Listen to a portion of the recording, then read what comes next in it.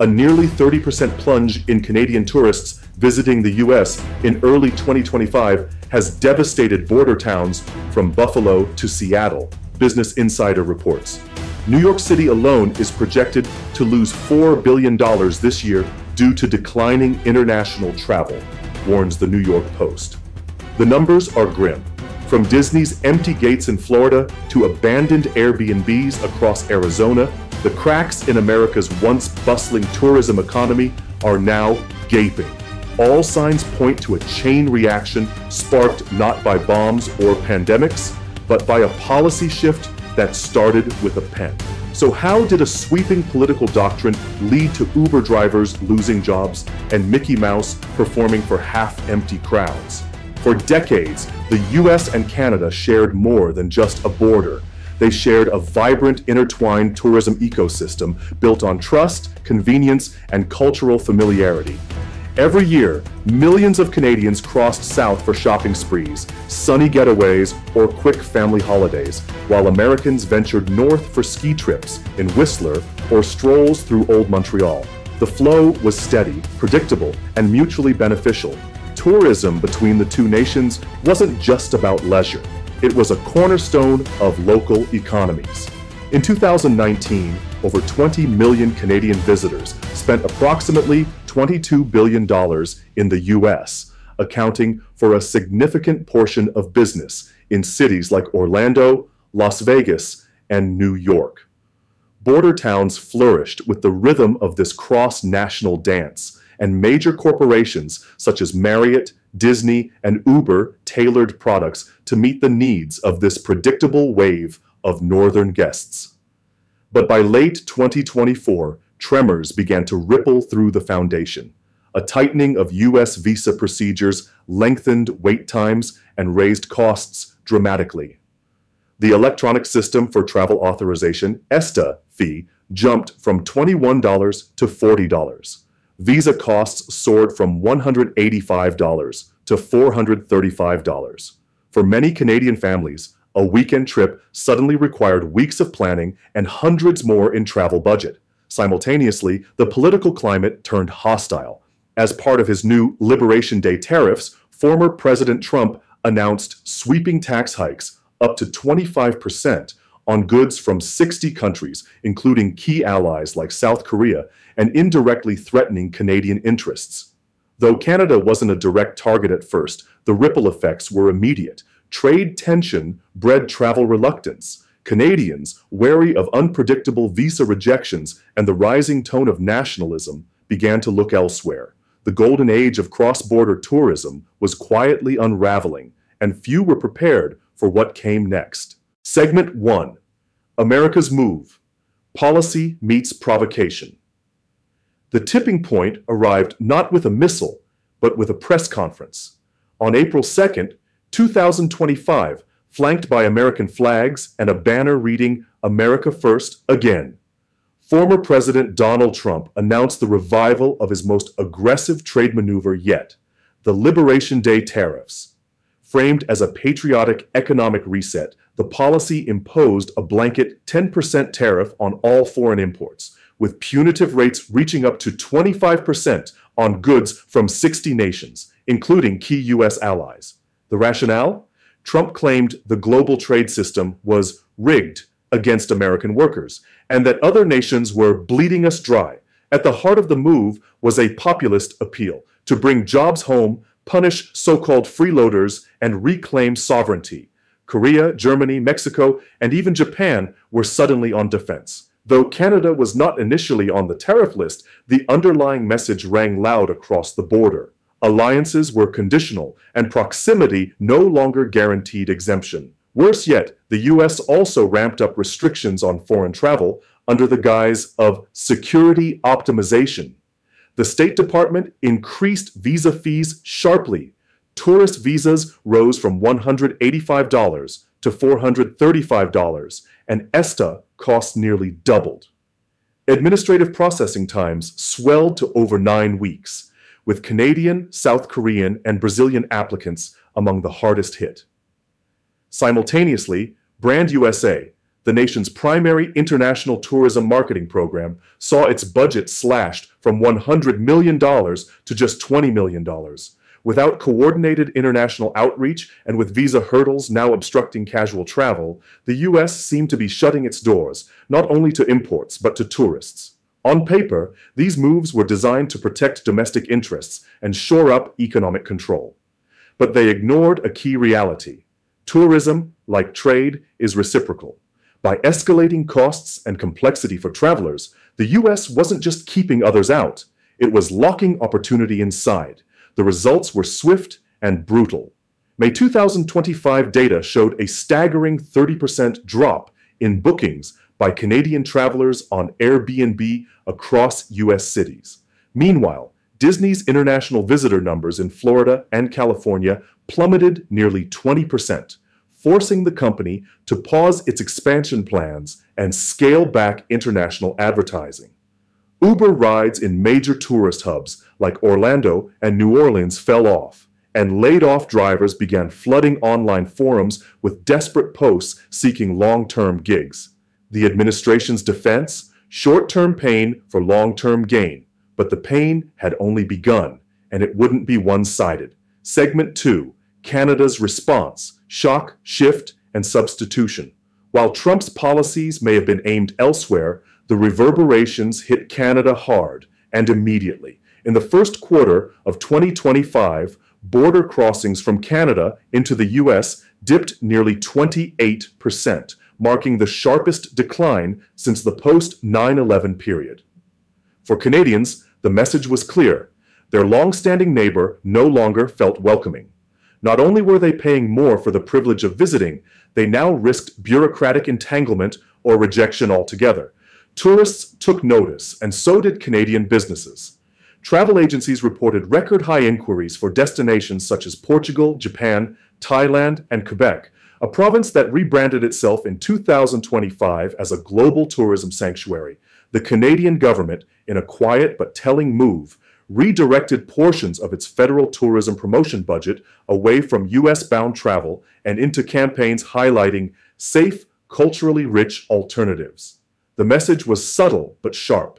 Even more significant was the strategic recalibration by Canadian firms. In response to strained U.S. relations and tariff uncertainty, companies began shifting their travel and logistics partnerships toward Europe and East Asia. Airlines increased routes to Seoul, Lisbon, and Tokyo. Ottawa fast-tracked reciprocal visa agreements with Mexico and South Korea to encourage cultural exchange and economic resilience independent of American influence. Still, the psychological toll may have cut deeper than the economic one. For generations, American vacations were a rite of passage for Canadians. Disney World trips, shopping weekends in Buffalo, baseball games in Chicago. These weren't just excursions. They were cultural staples. Now, with one policy wave, those traditions were eroding. The familiar was becoming foreign. Host communities in Canada also felt the backlash. Towns like Niagara-on-the-Lake and Banff, once comfortable launching pads for U.S. travel, began reporting shifts in demand. Local guides, cross-border shuttle services, and travel insurance brokers found themselves navigating sudden uncertainty. But if Trump's move was a hammer, Canada's response was a scalpel. Rather than counter with retaliatory tariffs, Ottawa opted for strategic disengagement. It allowed U.S. policies to implode inward while repositioning Canadian travel and commerce toward markets less politically volatile. In interviews, Canadian officials stressed diplomacy over drama. Yet behind the scenes, sources reported tense calls between Ottawa and Washington over tourism data, economic fallout, and visa processing delays. What had been an unspoken bond of neighborly movement was now something else entirely, a quiet standoff of attrition and avoidance. Segment 3. The stalemate. No easy exit. By mid-2025, the situation had calcified into an uncomfortable impasse. Neither side had declared a formal rupture. There were no trade embargoes, no closed borders, no canceled diplomatic events. But on the ground, the damage was undeniable. Airports from Vancouver to Toronto reported noticeable drops in flights to the U.S. Entire rows of Airbnb apartments in Manhattan and Miami sat empty, their hosts forced to pivot to long-term rentals or exit altogether. Even Uber reported a 12% decline in rides across popular tourist cities, contributing to rising driver unemployment in Florida, Nevada, and Louisiana. Corporate giants like Disney and Marriott issued cautious investor updates, citing global tourism volatility and geopolitical headwinds. Industry analysts began quietly shifting growth projections for the U.S. travel sector downward from the expected 3% to a modest 1% or less. Yet Washington remained defiant. In speeches and press releases, Trump framed the chaos as a necessary detox. "We're cleaning house," he said at a June rally in Ohio. "We don't need to beg anyone to visit America. They'll come back. They always do." But the data suggested otherwise. Canada wasn't staging a dramatic rebellion. It was simply moving on. Families booked cruises to Europe. Students applied for visas to Australia. Retirees in Vancouver chose Portugal over Palm Springs. And yet, despite the mounting costs, no side appeared willing to blink. For the U.S., admitting error would undercut the narrative of strength and sovereignty. For Canada, re-engagement without meaningful reform would risk appearing weak or complicit.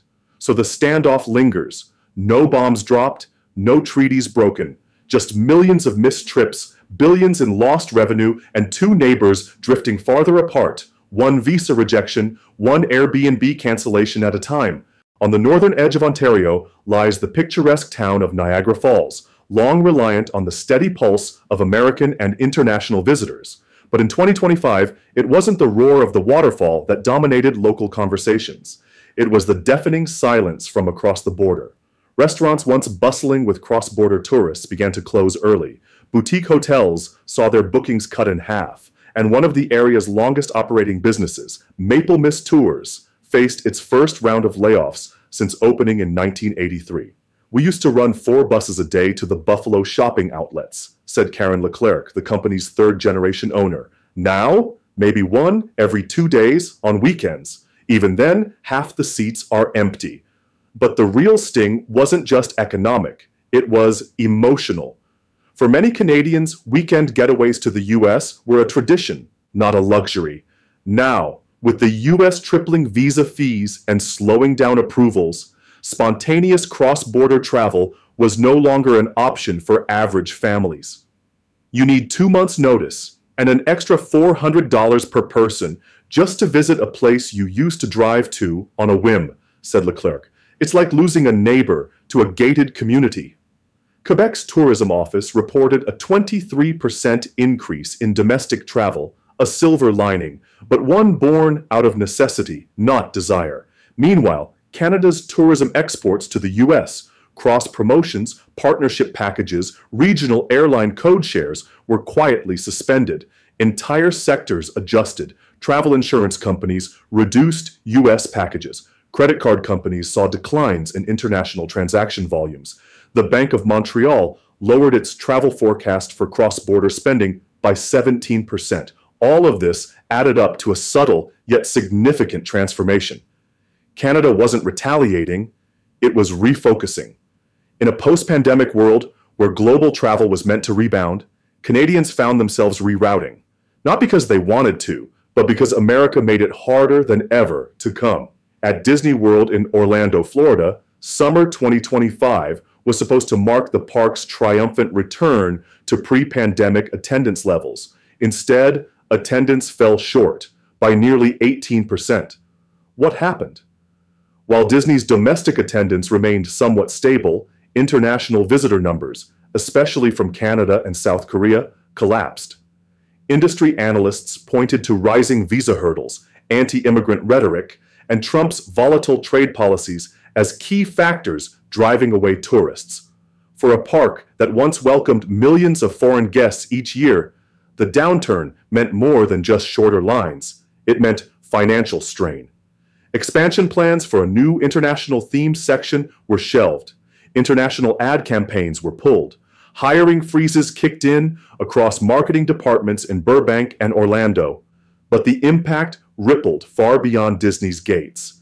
In Las Vegas, hotels owned by Marriott and Hilton reported a 12% year-over-year decline in international bookings. Events that once attracted thousands from abroad, like CES or the Global Gaming Expo, now saw participation shrink.